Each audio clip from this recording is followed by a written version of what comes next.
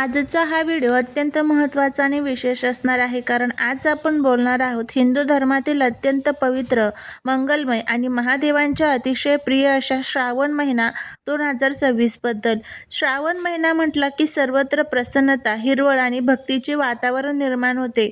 पण या पवित्र महिन्यात अशा काही गोष्टी आहेत ज्याची माहिती असणे आपल्या सर्वांसाठी खूप गरजेचे आहे. आजच्या या व्हिडिओमध्ये आपण पाहणार आहोत की 2026 मधील श्रावण महिना कधी होणार आहे, कधी संपणार आहे, श्रावणी सोमवारची तारीख, श्रावण महिन्याचे शास्त्रीय आणि धार्मिक महत्त्व, या महिन्यात महादेवांची पूजा अभिषेक कसा करावा आणि सर्वात महत्त्वाचे म्हणजे श्रावण महिन्यात अशा कोणत्या 3 वस्तू आहेत ज्या तुम्ही विसरू नये, कोणाला देऊ नयेत. या 3 गोष्टी जर तुम्ही दुसऱ्याला दिल्या तर 99% लोकांना ही गोष्ट माहीत नसेल की त्याच्या घरातून माता लक्ष्मी रिसून निघून जाते आणि दारिद्र्य येते. त्यामुळे हा व्हिडिओ शेवटपर्यंत नक्की पहा, कारण यामध्ये दिलेली माहिती तुमच्या आणि तुमच्या कुटुंबाच्या आयुष्यात सुख समृद्धी आणण्यासाठी अतिशय उपयुक्त ठरेल. सर्वप्रथम आपण जाणून घेऊया की 2026 या वर्षात श्रावण महिना नेमका कधी सुरू होत आहे आणि कधी संपणार आहे. पंचांगानुसार आणि प्रदेशानुसार श्रावण महिन्याच्या तारखांमध्ये फरक असतो. आपल्या महाराष्ट्रामध्ये अमंत पंचांगानुसार श्रावण महिना 14 ऑगस्ट 2026 शुक्रवारपासून सुरू होत आहे आणि या पवित्र श्रावण महिन्याची समाप्ती ही 12 सप्टेंबर 2026 शनिवारी रोजी होणार आहे. या कालावधीत महादेवांच्या उपासनेसाठी अत्यंत महत्त्वाचे असणारे 4 श्रावणी सोमवार येत आहे. पहिला श्रावणी सोमवार हा 17 ऑगस्ट, दुसरा श्रावणी सोमवार हा 24 ऑगस्ट, तिसरा श्रावणी सोमवार हा 31 ऑगस्ट, चौथा श्रावणी सोमवार हा 7 ऑगस्ट असा असणार आहे. या संपूर्ण महिन्यात वातावरणात एक वेगळीच सात्विक ऊर्जा असते जी आपल्या मनाला आणि शरीराला शांतता प्रदान करते. आता आपण समजून घेऊया श्रावण महिन्याचे विशेष महत्त्व काय आहे. श्रावण महिना हा भगवान शिव आणि माता पार्वतीच्या भक्तीचा महिना मानला जातो. समुद्र मंथनाच्या वेळी जेव्हा हलाहल नावाचे विष बाहेर पडले तेव्हा संपूर्ण सृष्टीचे रक्षण करण्यासाठी भगवान महादेवांनी ते विष स्वतः प्राशन केले आणि आपल्या कंठात धारण केले. यामुळे महादेवांचा कंठ निळा पडला आणि त्याला नीलकंठ असे नाव पडले. या विषाच्या तीव्र दाहकतेमुळे महादेवांच्या शरीरात प्रचंड उष्णता निर्माण झाली होती. सर्व देवी देवतांनी महादेवांच्या शरीराचा दाह कमी करण्यासाठी त्यांच्यावर जलाभिषेक केला आणि शीतलता प्रदान करणाऱ्या वनस्पती जसे की बेलपत्र, शमीची पाने अर्पण केली. हा संपूर्ण प्रकार श्रावण महिन्यात घडला होता अशी मान्यता आहे. म्हणूनच श्रावण महिन्यात महादेवांना जल अर्पण करणे आणि त्यांची पूजा करणे अत्यंत फलदायी मानले जाते. जो भक्त या महिन्यात महादेवांची खरी मनाने सेवा करतो त्यांच्या सर्व मनोकामना पूर्ण होतात आणि आयुष्यातील सर्व संकटे दूर होतात. आता आपण पाहूया की श्रावण महिन्यात महादेवांची पूजा आणि अभिषेक कसा करावा. श्रावण महिन्यात दररोज किंवा विशेषतः श्रावणी सोमवारी सकाळी लवकर उठून स्नान करावे आणि स्वच्छ वस्त्र परिधान करावे. घरातील देवारात किंवा जवळच्या शिवमंदिरात जाऊन महादेवांची पूजा करावी. पूजेसाठी सर्वप्रथम शिवलिंगावर स्वच्छ जल किंवा गंगाजल अर्पण करावे. त्यानंतर दूध, दही, तूप, मध आणि साखर एकत्र करून बनवलेले पंचामृत महादेवांना अर्पण करावे. पंचामृताने अभिषेक केल्यानंतर पुन्हा एकदा स्वच्छ पाण्याने शिवलिंग स्वच्छ करावे. यानंतर महादेवांना अतिशय प्रिय असणारी बेलपत्रे अर्पण करावीत. बेलपत्र अर्पण करताना ते कुठेही फाटलेले किंवा तुटलेले नसावे. त्यावर ओम नमः शिवाय लिहून किंवा मनात जप करत ते वाहावे. बेलपत्रासोबतच पांढरी फुले, धोतरा, भस्म आणि अक्षदा महादेवांना अर्पण कराव्यात. पूजेदरम्यान सतत ओम नमः शिवाय या महामंत्राचा किंवा महामृत्युंजय मंत्राचा जप करावा. शेवटी महादेवांना नैवेद्य दाखवून आरती करावी. ही साधी आणि सोपी पूजा पद्धत महादेवांना अत्यंत प्रसन्न करते.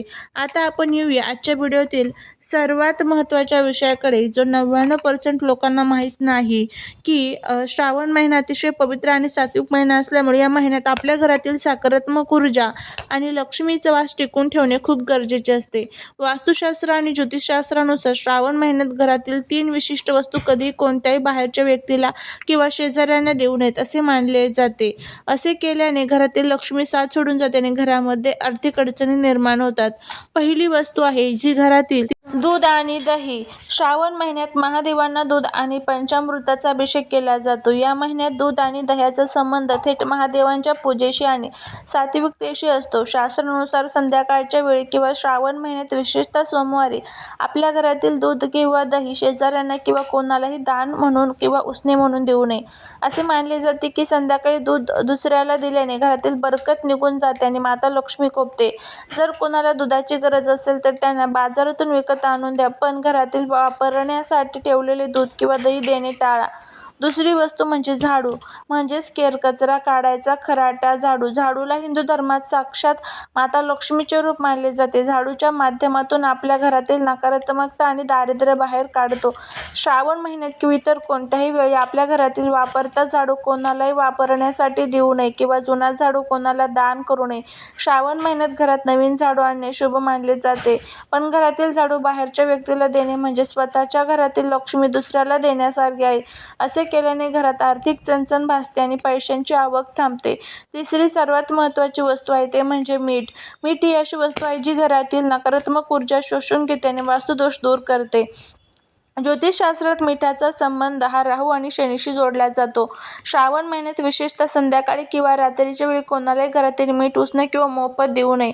श्रावण महिन्यात घरातून मीठ दुसऱ्याच्या हातात दिल्यास घरातील सुखशांती नष्ट होते, कर्जाचा भार वाढतो आणि घरात सतत कटकटी सुरू होतात. जर कोणाला मिठाची खूप गरज असेल तर मिठाची पुडी विकत घेऊन द्या, पण तुमच्या घरातील मिठाच्या डब्यातून मीठ काढून दुसऱ्याला देणे पूर्णपणे टाळा. हळद आणि कुंकू ही चौथी वस्तू आहे.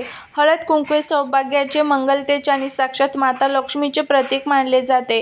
श्रावण महिन्यात घरातील देवाऱ्यात किंवा पूजेत वापरले जाणारे किंवा नियमित वापराचे हळद कुंकू संध्याकाळच्या वेळी किंवा विशेषतः श्रावणी सोमवारी कोणालाही उसने किंवा दान म्हणून देऊ नये. घरातील हळद कुंकू दुसऱ्याला दिल्याने घरातील सौभाग्य आणि वास्तूतील सुख समृद्धी कमी होते अशी धार्मिक मान्यता आहे.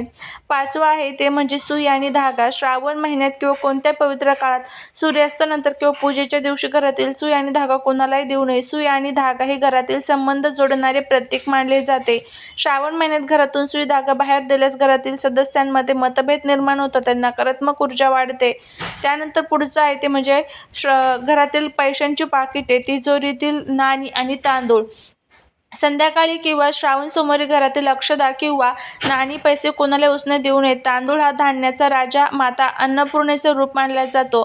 श्रावण महिन्यात धान्याची किंवा धनाची अवहेलना करून ती संध्याकाळी दुसऱ्याला दिल्यास माता अन्नपूर्णा आणि माता लक्ष्मी कोपतात, ज्यामुळे घरात अन्नधान्याची व पैशांची चणचण भासू शकते. त्यानंतर पुढचं आहे ते म्हणजे स्वतःचे कपडे किंवा वापरलेले दागिने दुसऱ्या व्यक्तीला वापरण्यासाठी देऊ नयेत. प्रत्येक व्यक्तीची स्वतःची ऊर्जा असते. श्रावण महिन्यात महादेवांच्या पूजेमुळे आपल्या शरीरात आणि वस्त्रांमध्ये सात्विक ऊर्जा निर्माण होते. आपले वस्त्र किंवा दागिने दुसऱ्याला दिल्याने आपली सात्विक ऊर्जा आणि सकारात्मकता निघून जाते आणि दुसऱ्याची नकारात्मकता आपल्याकडे येऊ शकते. श्रावण महिन्यात घरातील स्वयंपाकाची भांडी किंवा लोखंडाची वस्तू दुसऱ्याला उसने देणे टाळावे. ज्योतिषात लोखंडाचा संबंध शनिदेवाशी आणि राहूशी जोडला आहे. श्रावण महिन्यात लोखंडाची देवाणघेवाण केल्याने घरातील वास्तुदोष आणि अचानक उद्भवणारे आर्थिक नुकसान होऊ शकते. त्यामुळे या सुद्धा गोष्टी आपल्याला कोणालाच द्यायच्या नाही. अशा पद्धतीने आपण बऱ्याचशा वस्तू बघितलेल्या आहेत, पण सर्वात मेन ज्या वस्तू होत्या, ज्या पहिल्या 3 वस्तू सांगितलेल्या आहेत, त्या चुकूनही कोणालाच देऊ नका. अशा पद्धतीने हे काही नियम जे आहेत ते श्रावणामध्ये आपल्याला पाळायचे आहेत. हे नियम जर आपण पाळले तरच आपल्याला संपूर्ण श्रावण महिन्याचं जे फळ आहे तर ते मिळेल. केलेल्या सेवेचं, केलेल्या उपायांचं फळ जे आहे तर ते आपल्याला मिळत असतं. नाहीतर मग आपल्या जीवनामध्ये सतत अडचणी आणि दुःखांचा आपल्याला सामना करावा लागतो. तर ह्या सर्व गोष्टी पाळण्याचा प्रयत्न करा. तुम्हाला नक्कीच खूप चांगला फायदा जो आहे तर तो होईल. महादेव आपल्यावरती प्रसन्न होतील. जीवनातील सर्व संकटे आणि अडचणी ज्या आहेत तर त्या दूर होताना आपल्याला दिसून येईल. चालेल, ही सेवा ही महाराजांच्या चॅनल रुजू करते. व्हिडिओ जर आवडला तर लाईक, शेअर आणि सबस्क्राईब करायला विसरू नका. त्याचबरोबर कमेंटमध्ये ओम नमः शिवाय लिहायला विसरू नका. तुम्ही जर हा व्हिडिओ बघत असाल तर व्हिडिओला तुमच्या फ्रेंड्स, मित्रपरिवाराबरोबर नक्की शेअर करा, जेणेकरून त्यांना सुद्धा याचा खूप चांगला फायदा होईल. त्यांच्या जीवनातील स्वतःचे काही अडचणी, दुःख असेल तर ते सुद्धा दूर होतील. महादेव हे भोलेनाथ आहे, त्यांची सेवा केल्यामुळे जीवनातील अडचणी आपोआप दूर होतात. नक्की हे सर्व गोष्टी पाळा, तुम्हाला फायदा होईल. चालेल, शिव महाराजांच्या चॅनल रुजू करते. भेटूया पुढच्या एका छानशा नवीन व्हिडिओत नवीन माहितीसोबत. तोपर्यंत सर्वांना श्री स्वामी समर्थ.